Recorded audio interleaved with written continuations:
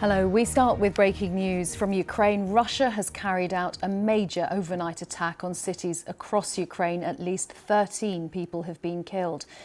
The cities of Kyiv, Kharkiv and Dnipro were targeted. 6 people were killed in Dnipro and 25 were injured. 4 people were killed in Kyiv, where at least 51 were injured.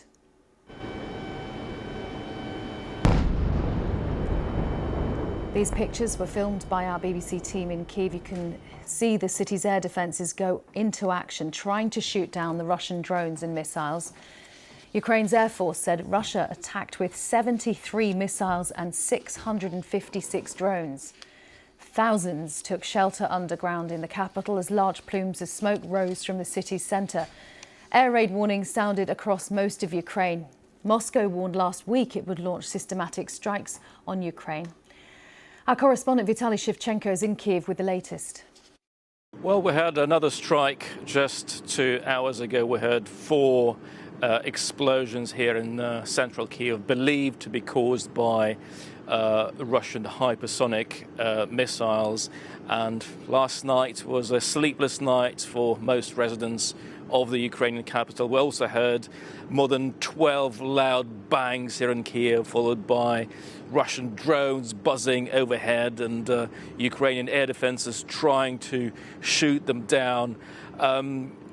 At least 2 high-rise apartment blocks have been hit. As we speak, Karen, rescuers are sifting through the rubble, and the authorities here in Kyiv say that they fear more people can still be trapped underneath. A hospital was also hit overnight, and at the moment the death toll here in Kyiv stands at 4 people confirmed dead.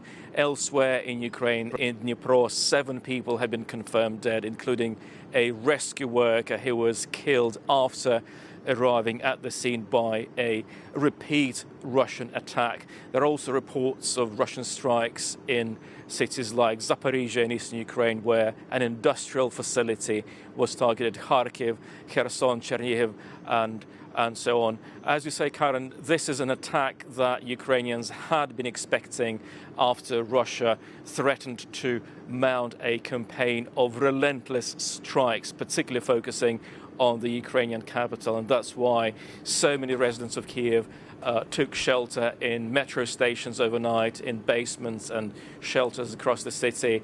And this is something that Russia is threatening to continue. Vitaly Shevchenko.